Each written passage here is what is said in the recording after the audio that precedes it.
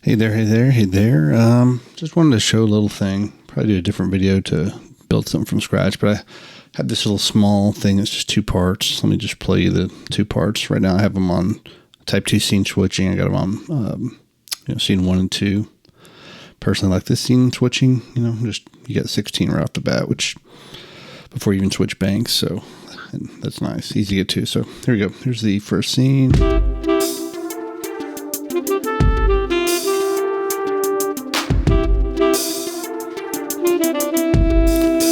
Yeah.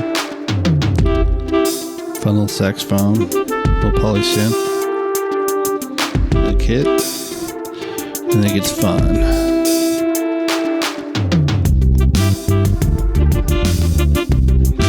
Yeah, man. That's what I call a happy bass line. Just makes me happy.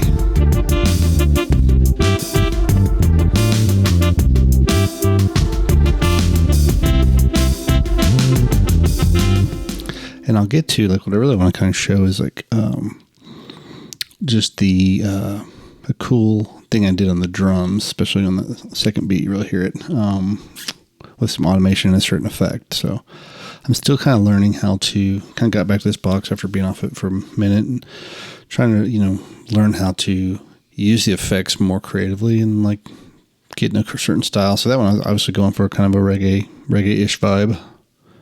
I don't think anything I do is ever full reggae, but reggae-ish. And so something I did on the drums, I'll show you in a minute at the end. Kind of got a cool effect, and I'll isolate it a minute to hear it. But just kind of go back to that first scene. I really just have, I had that drum, kind of minimal drum thing. That's the classic groove kit, GRV, whatever. Might be in a sound pack, probably is. I'd have to look up which one. But just kind of a cool kick with a nice thud. I don't have any bass going there, but I got this. It's a polysynth. Trance synth is the tone name. Pretty cool. And I actually do have a filter going. You always got to remember to select the right track if you're going to turn motion off. So I had the motion, the cutoff up here, and I was doing it with my hands. So you can hear it get darker, then, if I turn off the motion, it kind of stays at that. This is just the low sound. That sounds way better with that, right? Then I had the saxophone, which is just jazz solo 1 sax, and I think I took it has a 2-tap delay on it. I think I went and brought up some levels or something. I might have brought up the delay feedback, and also probably the mix, the balance. So sometimes I call mix of these effects. Turn back down a little bit. Sometimes I call mix balance, which is really your dry and your wet percentage. And that'll come in later when I show you what I did on the drums. So, there's some cool built-in delays, a lot of controls you can do with some of the MFX delays, as opposed to the normal just send delay, right? So anyway, that's the big one. The real fun again comes into me on this scene 2. So I still keep that same polysynth going. So still got that going, but now to the same saxophone sound. Just kind of got it doing its thing. Got some more 2-note kind of chord thing going.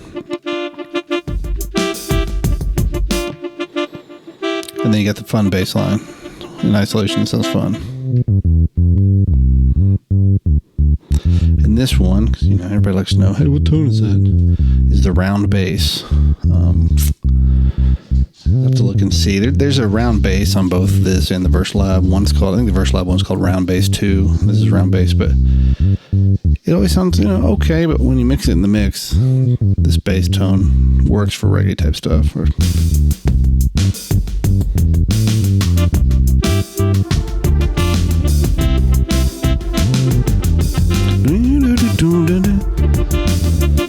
And this is probably one of those bass lines that I recorded by going up an octave first. If it's real low, it's hard to hear sometimes. It's always a good trick. But check these drums. So if I go to the drum track, I turn off the scene, or not the scene, oops. I selected bank 1 of the scene. I meant to hit the motion, turn that off. And then let me bring this down. Okay, so this was the beat. I mean, it's okay, but, you know, with the bass line,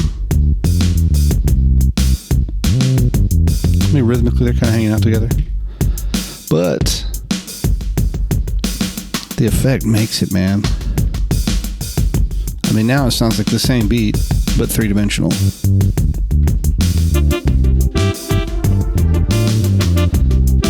So how did I get that beat to do that? That's what we're going to talk about real quick. So if we're back on the beat,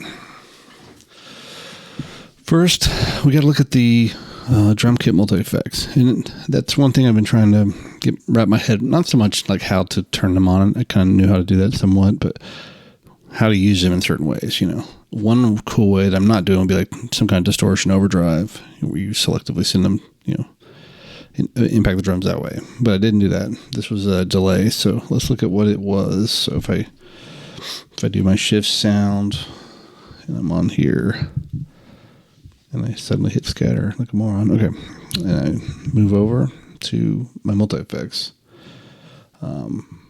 What I have here is a multi-tap delay. Now, one thing that it has up to 4 delays, which is cool. I'm not saying I couldn't use them, but it was a cluttered mess when I tried to keep all 4 on it first. So what I've done here is, you can see down here, delay 4 and 3. I have the level set to 0, if you can see the screen, maybe. And then delay 1 and 2 just at 97. Now these are, if you look at the panning on 1 and 2, so let's pretend 3 and 4 don't exist. Panning on 1 or 2 is like left 64, right 63. So we're definitely ping-ponging left and right. And I think I even at one point messed around, and then the high frequency dampening sounded good too. But anyway, delay 1 feedback, 14%. The big thing here is on these 2 is what the time is. I have them both set to sync. So it gives you kind of either, if we could delay 1 time at the very top here. So you have the sync switch on delay 1, right? So if that's on, then it ignores the millisecond one and looks at the note, which I have to 1/16. Delay 2, sync also set to on, and skip the millisecond. Note is dotted 1/8. So we basically got our first delay at dotted 1/8, or I mean 1/16. The second one at dotted 1/8. You know, the first one's in my left ear, the second one's in my right ear. So that's what we kind of have set up there. Now, you can actually, per pad, I think they all default to route to the multi-effects. Which, by the way, even at the end of the multi-effects, I should just mention while I'm here, at the bottom of that is a send to the normal delay and reverb, so our normal kind of global master effects, right?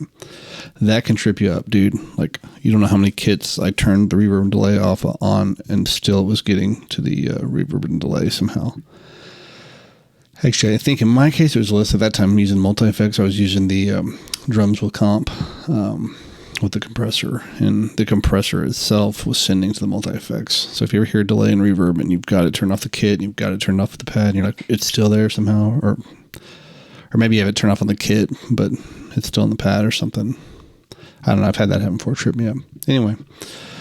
So, and really all these drums, I was cool with going to the multi-effects. Like I said, they default to it. If I go to like the snare, like for instance, and I go to, it's under pad edit. Yeah. Under pad edit, under the control tab, the output assign. So that one right now, the snare set to multi-effects. So it's going to go through that effect. Then if I go to the kick on that one, I want to go, I did select the kick, right? Let me make sure. Okay. That's my kick. Okay. So on that one, oh yeah, I forgot to save it earlier. That's why. I want to go to dry. You can actually send it to comp one, all the compressors, since I have that type of track. But anyway, I'm going to go dry. Now the difference there. So on that one, the kick's really clear. Or if I set this back to in effect, now you got more echo because of the kick. That front attack of the kick. Right there, it's gone. Back. Which, I mean, that could work in some instances, but we got too much going on with the saxophone over the top, so we'll keep that one dry, right? So now basically any pad except for the kick are going to the multi-effects. Now, if I turn this motion off for a minute, so I'm on that track, turn the motion off. Everything's hooked up to this knob. So how did I do that, you say?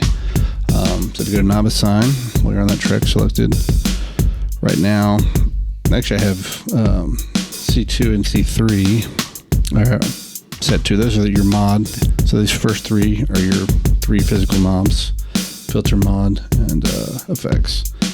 So I have the mod set to the delay, multi-tap delay, delay 1 feedback, and then I have this set to multi-tap delay balance. And what that is how much basically dry to wet. So that's like a lot right there, a lot of wet. 87. When you get in the middle range, starts to sound pretty cool.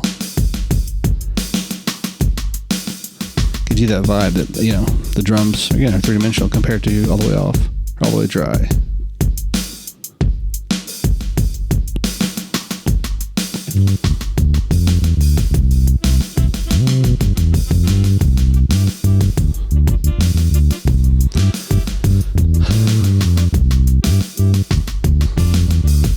So actually, again, I even like alternated. When I had the motion on, I was kind of bringing it down, right? Up, down, up. Now, when I was first doing that, it was probably because I was still sending the kick through the effects. So I kind of like, it was almost like when the kick would hit the start of the measure, I'd like bring it down just to kind of cover me like that. Then I realized, oh wait, I can send the kick elsewhere, or just dry, whatever. So that's how I got that sound, man. And overall, that's fun to mess with. The other thing I could think of doing with that, as I bring this back down a little bit, is yeah, I mean, you really you can have fun strategically with distortion and stuff, you know. I'm telling you, if you could layer, I'm sure you probably can through like multi-tracks, routing to each other's audio inserts, but like, you know, a selectively distorted kick going into a cool delay would be pretty dope. Actually, I have a delay pedal in the FX send and return anyway, separately. I'm not using on this, but that's an idea. I should do that. Anyway, I'm gonna cut this and we'll just build a new one here in a minute. See ya.